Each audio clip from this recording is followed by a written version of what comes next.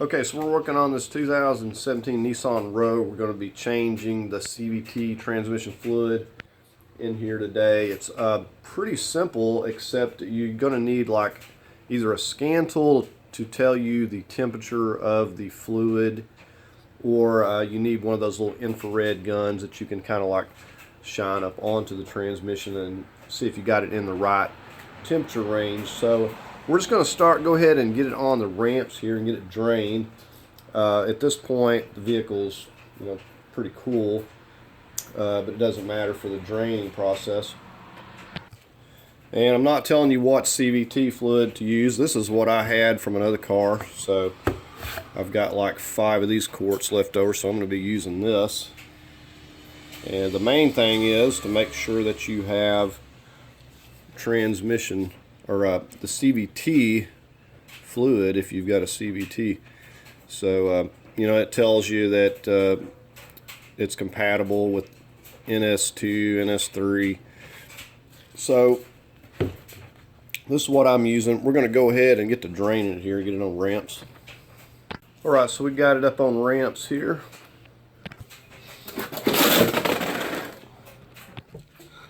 Alright, so we're down underneath here. We're going to be getting this 19mm plug right here.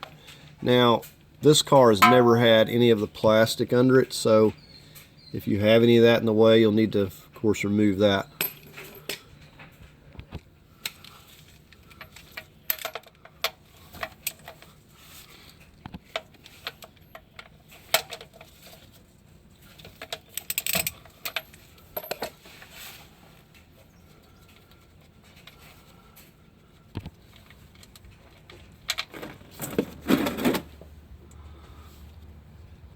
Right, we'll just let that drain and we're going to pour this up, find out exactly how much is in it for now, and we'll put back the exact amount. And of course we're going to also check it after we get it warmed up.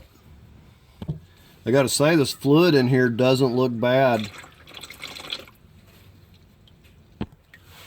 Alright, we got a little bit of a drip, but you'll be waiting a while if you plan on letting it completely stop dripping. And if you wanted to torque this, I'll probably say no more than about 25, 35 max. I'm just snugging it up.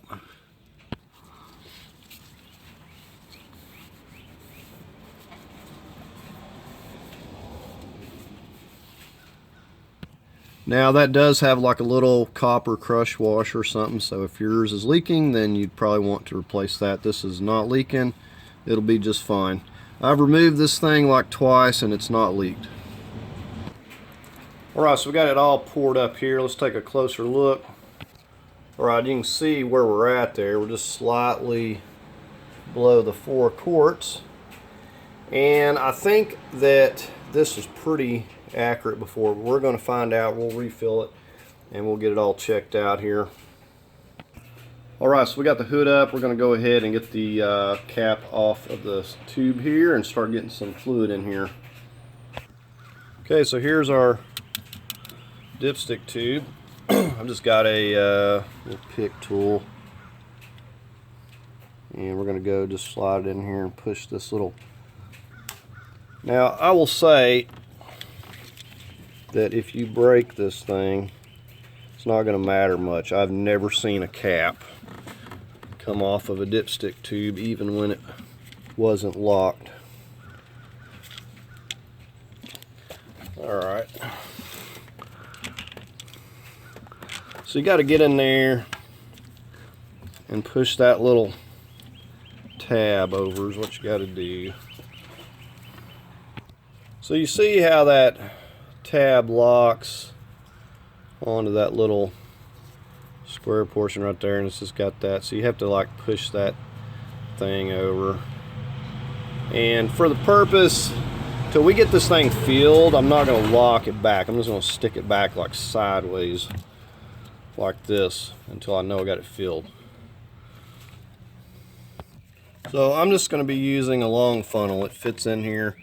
I would like to have something a little better, but I don't. This is what I've got.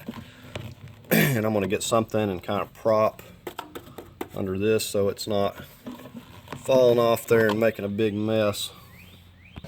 Now, you wouldn't want your car to be hot, you know, putting wood on here, but this here is pretty cool, so I'm just propping it up with this, and this will get it done.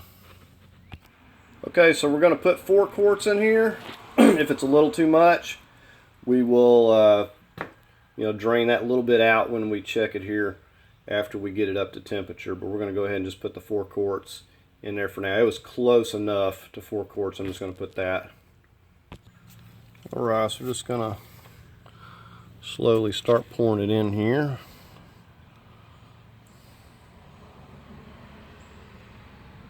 I'm going to keep an eye on it. I don't want it to back up, so I'm just going to do this slowly.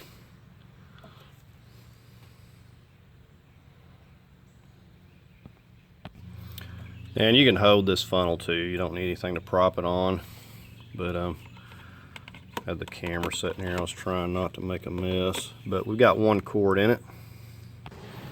And you notice this stuff is red instead of that like amber color like the original. Alright, there's 2 quarts. 3 quarts in. I think I'm going to stop just a little shy of 4 quarts. What I've noticed, when you pull that plug, it'll dump a little bit of fluid out, but then you may only have to add just a little bit to get it trickling. So that'll keep me from having to open another quart. We got about a quarter left. I'm going to stop about right there.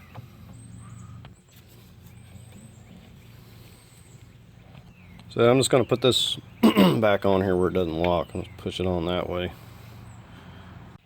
Alright, we're going to go drive it around about 5 miles and get it warmed up here.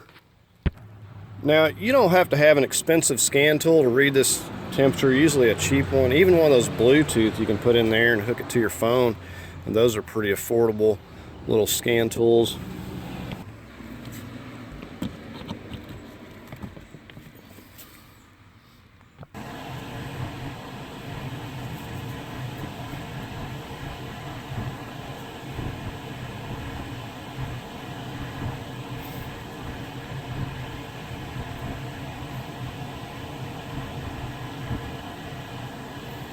Alright, we just went down to the fluid temperature. See, we're at 109 Fahrenheit. We got to get up to like 170, 180.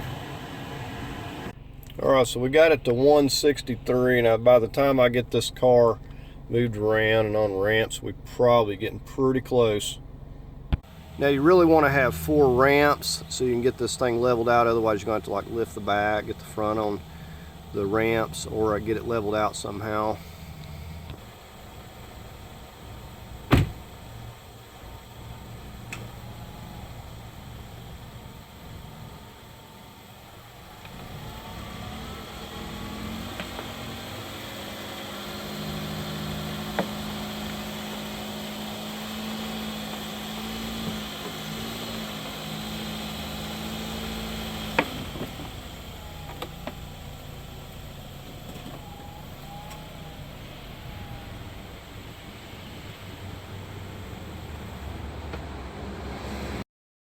Okay, so I've got my drain pan back there. I've got a 14 millimeter and a little magnet to help remove that plug that's going to be really hot.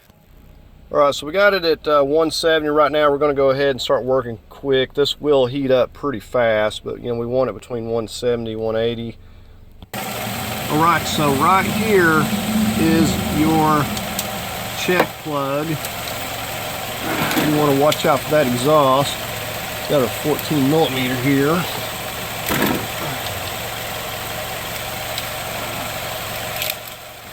So this is pretty snug.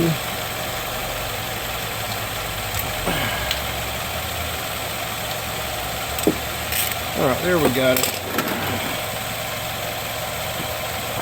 So you want to get your pan up here. Initially, this will kind of splash out a little bit. You know, that fluid's going to be hot too, so you don't want to get your hand in it. Alright, so it's going to do that right there.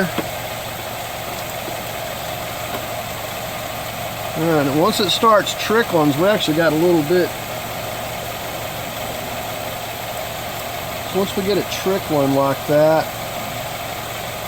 it should be just about right. Just go ahead and plug it back off here. So a good steady stream like that, so I didn't have to add any. That tells us that we got it filled up right. We don't want it just gushing out. We want a good steady stream. So we'll go ahead and snug this back up. Now you can see that we did not take out very much there. So from what I understand, if you have too much in the transmission, it's actually more harmful. And they said that'll damage the transmission within like 5,000 miles, so you just want to make sure that you got the proper amount, because it may not have ever been filled properly to begin with, or the last time it was serviced. So I would say that I got about 3.5 quarts in here before it started having a steady stream. I said you want it to be level, and you want to make sure that you got a good steady stream, but you don't want it just gushing out of there. And that's pretty much with all of these transmissions that have a plug type check on them like this. So that's going to do it on this video on doing this drain fill and CVT fluid here. So please like, share, and subscribe, and thank you for watching.